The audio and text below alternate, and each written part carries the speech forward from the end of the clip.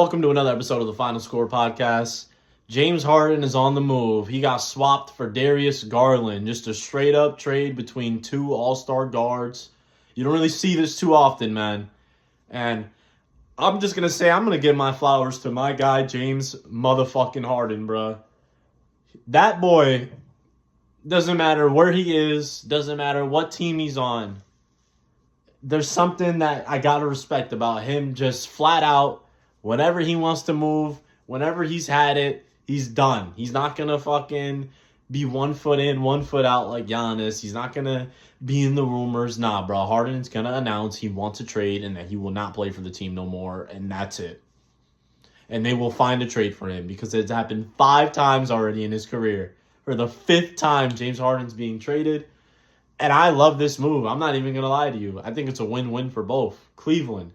Yeah, people are saying that it's bold for Cleveland to get James Harden, a player who doesn't have a history of performing in the playoffs. They're saying that they just went 10 years older and that Garland is 10 years younger and was just an all-star. End of the fucking day, right now, James Harden's better than Darius Garland. And if these NBA standings don't tell you that this is a win now, like the season, it's all or nothing for the East, then I don't know what to tell you, man. This is an all-or-nothing season for these teams in the Eastern Conference. All the way down to the play-in. Because it is wide open. And we are not going to get a wide-open conference like this in a very long time. And I think Cleveland understand that. And they know time is ticking. They know this core 4 group has kind of been underwhelming. In the playoffs, they fumble. Straight up, man. Like, they have not been able to... They've looked more bad than good in the playoffs so far, and that's not what they're going for. This is a team that's going for the chip. And Garland, unfortunately, he was the one that just hasn't performed well in the playoffs. He's the one that's been getting hurt left and right. Just last year, he was damn near All-NBA, I believe, or I think he was an All-Star, but he had a really good season last year, and it was just kind of sad to see sometimes when certain situations just force a player out. They had to make this move. It was now or never. Again, if you're the Cleveland Cavaliers, you came into this year looking at the New York Knicks, and that's it. Like, people had the Knicks and Cavs on top, and that is it. Cleveland is understanding that, and now they're going to go out there and run with James Harden, Donovan Mitchell, Evan Mobley, and Jared Allen. You can't tell me that's not a massive upgrade, and you can't tell me that's not spooky. It really is a nice, core 4. And I think the Cavs are a threat to come out the East now. I really like the move for the Cavs. It is just going to be... I know Harden's going to be 37. I know he's going to want a new contract. I think as long as you have Evan Mobley around, you already have your fucking corner piece superstar. You'll be fine. At the end of the day, you're going to have Mobley there. Worst case scenario, Harden wants out or Mitchell wants to leave. You lose both of them. End of the day, you have Evan fucking Mobley who could transform into a superstar. Damn near borderline superstar right now. So, all thumbs up for the Cavs for me. And for the Clippers, I understand it too. They realize, it's different with them bringing back Harden. Because if they bring back Harden to be their best player and that's what you got going for you, is 39-year-old Harden, that's not a good look. They just went crazy the past 2 months just to be the 9th seed. So they're going all out. Harden's playing his ass off just to make the play-in, you don't even know if you're going to get a long-term contract. What's the point of it? Why bust you?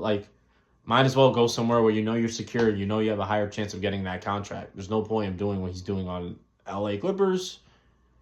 And they were able to trade for a guy in their 20s who's already a 2-time All-Star, who already averaged 20 points for a full season, who's already been a point guard to a playoff team. It's a nice filler, man. Garland could really be something. I know he has bad playoff history, so that brought his perception down. But Garland's a hooper, and he's a bucket. I think on the Clippers he could do very well. And I don't think Clippers are gonna drop. I really don't. They're gonna still be 9th or 10th in the play-in, and Garland's going to have the opportunity to show everyone what he's really about. And if he's going to earn himself some more money, is he going to be a nice number 2 next to Kawhi? Because I don't see Kawhi getting traded this season. We're going to have to find out. We really are. My trade grades for this one, I'm going to give Houston. I'm going to give Cavs a B plus as well. I said as well because I gave my last trade grade video, I said B plus, but this one's also a B plus trade because I'm not going to sit here and pretend like trading someone 10 years older isn't bold. And I'm not going to sit here and pretend like if the Cavs don't win at all, this is a flop. So I'm going to go lower. I'll say it's a B. I'm not going to go B plus. This is a B trade for the Cavs. It's all or nothing. And all or nothing tends, sadly, more often than not, usually typically fails. But when it hits. And if Cleveland is able to win a chip and if Harden's able to make to the finals the first time in his career, well, if Harden's actually able to make it to the finals, besides that time he was a sixth man on Thunder for the first time ever, it's going to be fucking mission accomplished. Bearded Harden has not made the finals, man. He's been getting killed his whole career for being a playoff underperformer, a guy who chokes in the playoffs. If he can make the finals, this is a win. Cleveland can make the finals without LeBron, have a shot at winning a champion without LeBron. Who the hell would ever thought this was possible? More ammo, more ammunition for me to love the trade for Cleveland. Clippers, I'm going to give it a B. They're going to get a B+.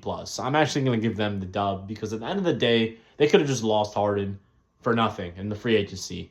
I know if you make Harden available, like, yeah, I want Harden, like, it was just perfect timing because if you make Harden available, I'm not sure you really get too much. Like, he is 37 and he does have a known hit. People make it well known who Harden is. So I know he doesn't have the background backing him up. Like, he doesn't have the respect backing him up, if that makes sense. The league has already fucking named and painted him as a guy who chokes in the playoffs. 37-year-old guy. There's no reason for him to get a shit ton of great offers. So the fact that Clippers were able to get a 20-something-year-old all-star who has a promising future and who can be even better, I got to give him a B+, and I got to say Clippers won this trade. We're going to react to more trades and everything else that happens. Jaren Jackson trade is up next. I have the Giannis link here.